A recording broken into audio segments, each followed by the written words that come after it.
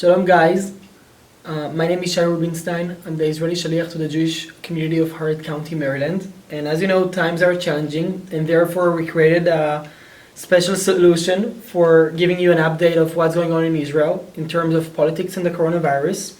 So I'm delighted to have my dear friend Peter Pollak, who is a community member and a member of our Israel committee, and he used to be a journalist and an entrepreneur. And Peter is going to interview me about the Israeli elections and what's going on in Israel right now and what's next in terms of politics. So Peter, the stage is yours. Well, thank you, and this is a good solution. Hopefully we'll get a lot of people to watch this program. So the first thing, of course, I want to find out is how is Israel handling the coronavirus? So as you know, Israel in terms of politics is a balagan, meaning a chaos.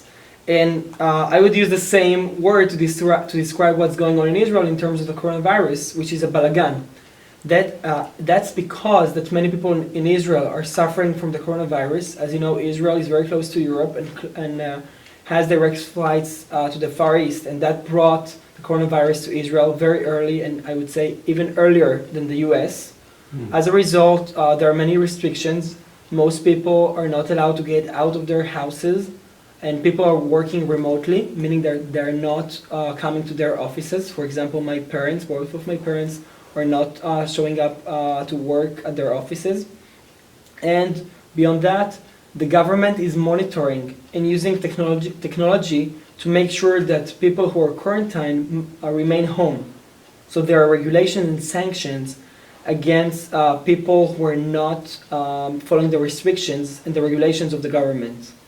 So the situation is pretty unstable, and as in the US and in Israel, we're hoping for better days to come. Right, exactly. Let's hope that this will soon be over. So now let's turn to the political situation, which continues to be in the news even though we have this virus crisis. So a few weeks ago, on March 2nd, there was the third election in Israel, the third within a year. And at first it seemed that Bibi Netanyahu had enough votes to form a government, but later it turned out to not be the case. But his party did come in first out of all the parties, and yet the Bibi Gantz, the head of Blue and White, has been asked to form a government. So explain why the party that came in second gets the first crack at forming a government. So as I said, Israel is a balagan, meaning that Israeli system of government is very different than the American system of government. And for both of us Israelis and for you Americans, it's sometimes hard to understand why is that. So as you mentioned, Benjamin Netanyahu, Israel's prime minister, got 36 mandates, meaning that his party, the Likud party, is the largest in the Israeli Knesset, in the Israeli parliament. And Benny Gantz, his opponent and the opposition leader, got 33 mandates. So in theory, Netanyahu should be the one to assemble a coalition. However, Benny Gantz has the necessary 61 Knesset members to form a government, while Netanyahu has 58. So in Israel, the most important thing is not how big or how many mandates your party has. The number one thing, the most important thing, is how many Knesset members support your nomination as prime minister. As you know, Israeli President Reuven Rivlin invited all the Knesset members, all the party leaders, and to consult with them who is more likely to assemble the next government, to form the next coalition. And Benny Gantz got more Knesset members to support his nomination, and therefore he's the one who currently holds the mandate for forming the next government. So does that mean that he automatically will be able to form a government? Like everything in Israel, it's complicated. I would say that Benny Gantz has a good opportunity, a good chance to form a government. However, he needs to rely on the 15 Arab Israeli Knesset members. And that is the very first time in history that a candidate who holds the mandate to form a government must have the support of Arab Israeli Knesset members. So that's what's called the Arab list, right? Exactly. So explain to people who don't understand, what does the Arab list mean? Who are they? So the Arab Joint List is a union of three different parties that ran together in the same list to maximize their capabilities of mandates. The Arab Joint List is led by Knesset member Ayman Uda, and I would say that people feel very ambivalent about the Arab list because on the one hand, Israel is a proud democracy. Every citizen in Israel could vote and be elected for the Knesset, and we are welcoming all minorities to vote and participate in the Israeli democracy. However, there are unfortunately some Arab Knesset members who don't, who don't participate in the coalition game because some of them do not agree with the Zionist and the Jewish values of Israel as a Jewish state. And that's what makes the Gantz work very different and very challenging and different from a normal situation. Some of the Arab Israeli Knesset members are not supporting Israel as a Zionist and Jewish country, and that's what makes the work of assembling a coalition for Gantz very difficult. So during the campaign, didn't Gantz say that he would not include the Arab list as part of a government? So why is that now? How did he change his mind? First of all, I think that in Israel, politicians promise a lot of things during the campaign, and after the campaign is over and they want to form a government, things look different. And I think it happened in so many cases in history, so it could happen again. It's true that Gantz said that he's not going to form a government with the Arabs, and Gantz was looking for a Zionist majority that will support his nomination as prime minister. However, because Netanyahu got more votes than Gantz and he has more mandates, Gantz has to rely on the Arab votes to form a government. So it's very true that Gantz is not going to stand his word after he said, "Read my lips, I'm not going to form a government with Arabs." But I think that the Israeli public is fatigued and tired from having elections again and again. As you know, it's the third time that Israel had elections in less than a year. And I think that what the public is looking for is a stable government. Although I'm not sure that forming a government with Arabs will be a stable government. So how much time does Gantz have in order to form a coalition with the necessary mandates? Gantz has 30 days to form a government, and because of the coronavirus, Israel has restrictions of it's forbidden in Israel to have meetings more than 10 people. So it makes it even more difficult because, for example, when he wants to have a coalition negotiation with the Arabs or with Lieberman or other parties, they cannot check in or meet in the same room. And I think that it will be very difficult for Gantz to form a government, and now it will be even more difficult because of all the regulations and the restrictions due to the coronavirus. What will happen if he cannot form a government? What's next? That's a good question, Peter. I think that in that case, Netanyahu will get the chance to form a government. 30 days as well? 30 days. In theory, Gantz could ask for additional 14 days. I'm not sure that that's what the public is looking for. And as I said before, the public wants to see a new government that could handle the coronavirus crisis in Israel. As you know, Israel is facing a very strong crisis in terms of its economy. Right now, the coronavirus affects the Israeli economy, and the Israeli economy already lost more than 90 billion Israeli shekels, which is almost 40 billion US dollars. So we need a functioning government to handle the situation. So if Gantz is not able to form a government in 30 days, Netanyahu is likely to get a mandate and try to form a government by himself. I must say that Netanyahu is a very experienced prime minister, and as you know, he's the longest serving prime minister in Israel's history. He's much more experienced than Gantz, and I think it will be easier for him to form a government because he has more political skills than Gantz, who just entered politics less than a year ago. So won't that mean if Netanyahu has a chance to form a government, and he only has 58 seats right now, what chance does he have of getting the necessary 3 extra seats? Who can he appeal to try to move over to his side? So as you mentioned, Netanyahu could appeal for Knesset members to support him as prime minister. He has already appealed to one female Knesset member called Orly Levy Abekassis, who used to be part of the Meretz Labour Party list for the Knesset, and she is now an independent Knesset member, meaning that she, in theory, could shift from being in the left-wing bloc led by Benny Gantz to the right-wing bloc led by Benjamin Netanyahu. So in theory, Netanyahu could ask the support of the necessary 3 Knesset members to get the nomination as prime minister. Netanyahu has done it before, and Netanyahu could do that in the future. However, there are many Knesset members who are looking for new leadership for Israel. So I think it will be very interesting to see what happens. So if you were to place a bet, what would you bet? Would you bet that Gantz would form a government, or Netanyahu, or that Israel would have to go to a 4th election?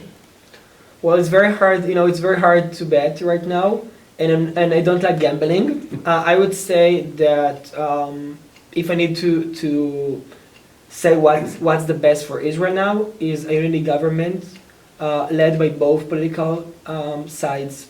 We need a functioning government to handle this crisis, and we need a leadership, a strong leadership, to make sure that Israeli lives will be saved because of the coronavirus. So how would that come about? How would a unity or united government be formed? It happened in the past. In the 80s, former Prime Minister Shimon Peres and former Prime Minister Yitzhak Shamir rotated the Prime Minister position. It could happen in the future again between Netanyahu and Gantz.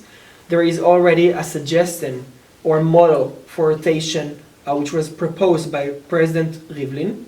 That could happen. The thing is that both sides need to get together and solve the issues. And for me, as an Israeli citizen, I hope that we can handle the political crisis and make sure that we have a functioning government as soon as possible to handle all the challenges that Israel is facing with.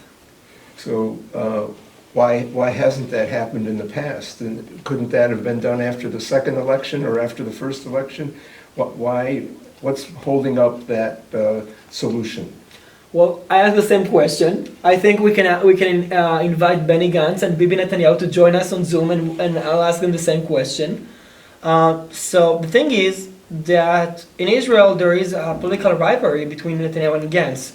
Both sides were accusing each other in the campaign, and they went very low, unfortunately. And this election campaign was, I would say, very personal and very low, as I mentioned.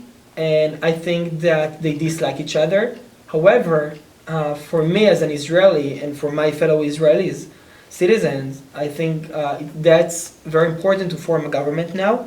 And I think that the public will make sure that we won't go back to the polls, meaning that we won't have to vote for the 4th time. So I think that if Gantz fails to form a government and Netanyahu fails to form a government as well, the public might go out and protest, or the public could go to strike.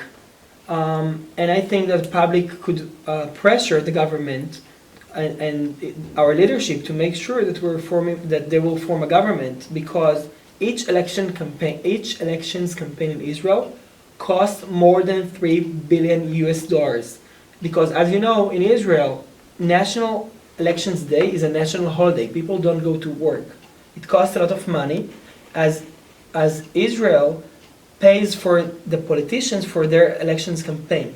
So for me, in my opinion, the worst case scenario is having a 4th election campaign, and therefore I politely ask our leadership and our leaders to get together and to find a solution to this crisis, as people in Israel and in America are looking for answers in these challenging times.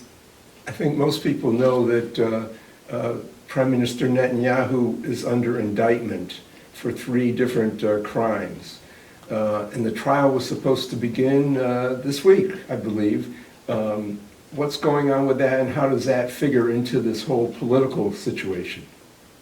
That's a great question. So Netanyahu's trial was supposed to begin yesterday, March 17th.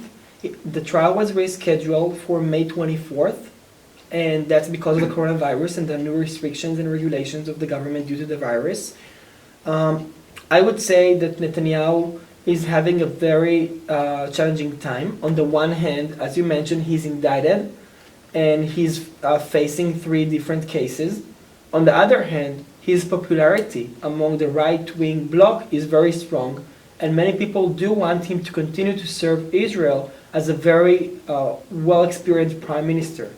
So I think that we should wait and see what happens, because Netanyahu, as any other, has the right to prove that he's not guilty. And that's what Netanyahu says. Netanyahu says that he's not guilty, and he wants to continue to serve the people of Israel and the country for many more years. And I hope that this whole issue will be solved soon. And for me, it's also very important, and as I mentioned before, that we'll have a functioning government. And the fact that Netanyahu is under indictment makes it even more complicated. Right. One more question about the election situation.